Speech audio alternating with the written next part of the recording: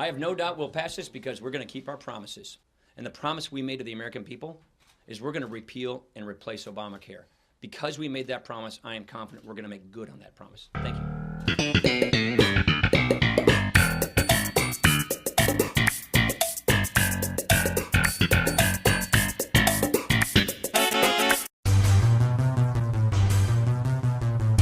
Is projected to be the next president.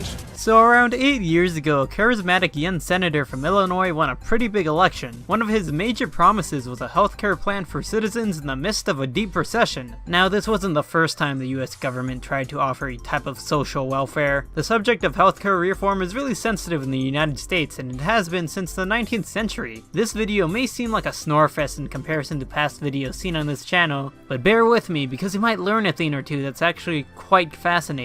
In 1854, back during the height of the debate with slavery, Dorothea Dix, a reformer for the mentally ill, presented the idea of a bill to Congress that would have declared asylums for the impoverished and insane customary, and would have also tried to benefit the blind, deaf, and even unintelligent individuals, with giving them a couple acres of land. I mean, the plan sounded nice, but it also seemed to be really expensive to lend federal grants to develop those asylums across the United States, but oh well. The bill passed through both chambers of Congress, and as we all know from Government 101, it only needed to be signed by the president to become a law. The president at that time was Franklin Pierce, and don't be alarmed if you don't know anything about this guy because he had a lackluster administration. He decided to veto the bill, arguing that the United States federal government shouldn't provide social welfare and that the states should decide. How could this alcoholic son of a bitch whose 3 sons actually did all die, I provided citations for further reading, do such a thing? Probably thought Dorothea. Ironically, the 14th president was a Democrat who set the precedent that many presidents would follow until FDR during the Great Depression, on whether or not government should do anything when it comes to providing medical attention to people. Throughout the 19th and 20th centuries, progressive presidents would start to advocate for some type of healthcare reform. Teddy Roosevelt advocated for a universal healthcare in his 1912 re-election bid, but was defeated by Woodrow Wilson. FDR wanted to add publicly managed healthcare in his Social Security program. Truman advocated for universal healthcare during his Fair Deal, but many opposed it in Congress.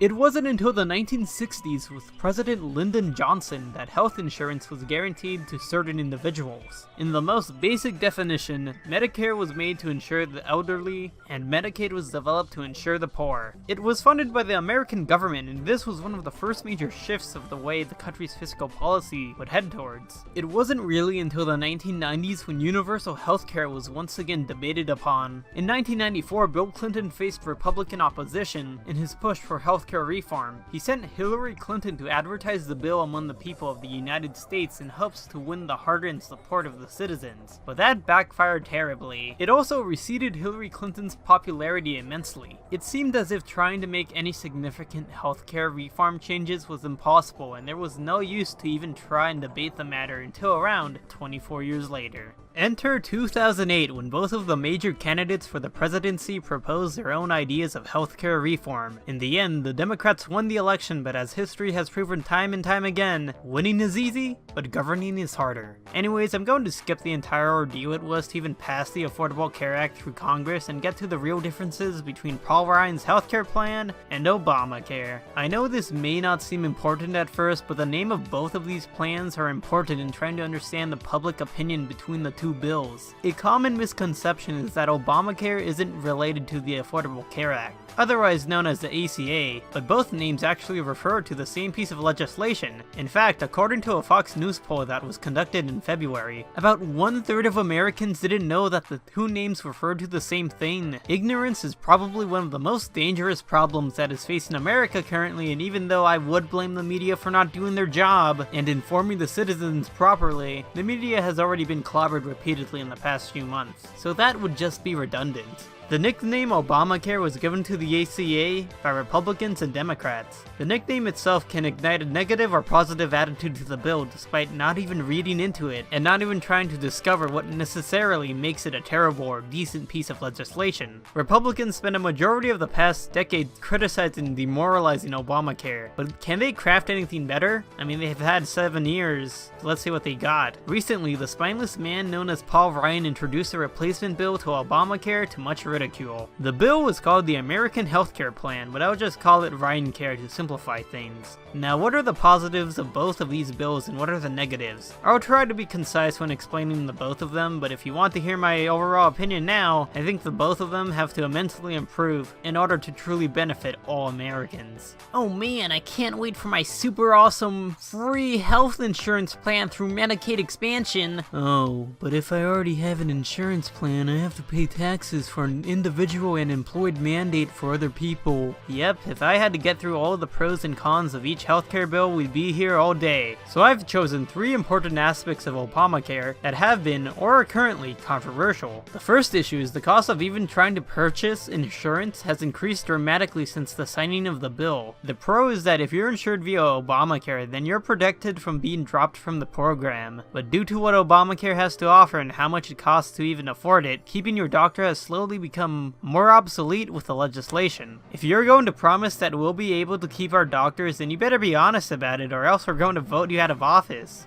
So if you just so happen to be a business owner that has more than 50 employees, you have to offer health insurance. A pro of Obamacare is that it'll offer tax credits to help your business out. What's a tax credit, you may ask? Why, it basically lowers the amount of taxes you owe to the government. So this is pretty neat and all, but what's the catch? Now, not everything is free and there's always has to be an opportunity cost of some sorts. That's just basic economics. Healthcare isn't cheap, and it could even increase the deficit in the United States. The deficit, of course, being the amount of money being spent on things that we can't really afford because we don't have the money for it. I can understand this because if I were a congressman and I cared about my constituents, then I wouldn't really want them to die, but I also don't want them to be taxed to death either. Which leads me to my third and final grand issue of Obamacare that I've chosen to discuss. The premiums. Zeep, what's a premium? Well there, my curious peer. A premium is the amount of money paid for health insurance. As I mentioned before, everything has a cost and trade-off due to the opportunity cost. In order to have this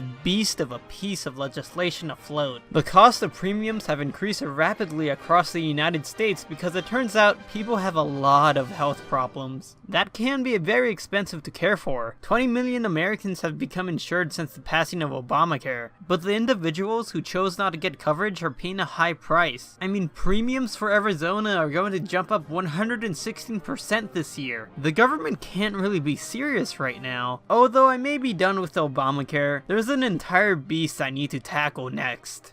Oh, now this is a mistake. Now, why am I calling the GOP's proposed healthcare bill RyanCare, you may ask? President Donald Trump doesn't really have much to do with the bill, actually. This is the spineless Speaker of the House's vision for healthcare that he himself is probably disgusted with. President Trump campaigned across the United States attacking Obamacare and promising to lower premiums, and I feel as if those promises were genuine. But with the new healthcare bill, premiums will barely go down by 10% in over 10 years. The problem is that since the president is of course a political outsider, there may be some insiders trying to convince him to go another way, and that's when things get heated. Instead of trying to find the biggest difficulties of Obamacare, Paul Ryan wants to start anew, and it's the question if he's going to have the support of the American public to even get this piece signed. Trying to even defend this bill is very difficult. And in Republican Kentucky Senator Rand Paul's words, the bill is essentially Obamacare light,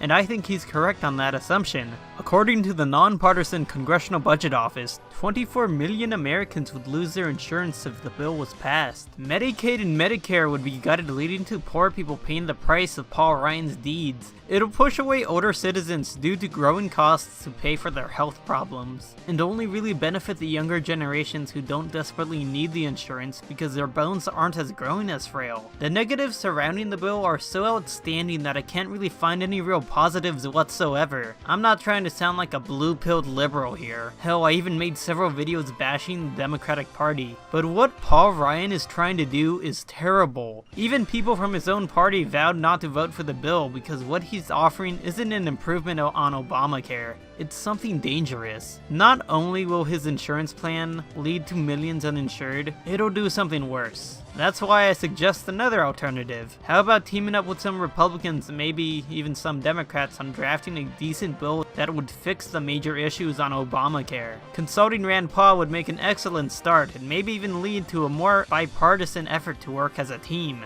Malcolm Gladwell, a famous psychologist, has a self-described theory known as the tipping point.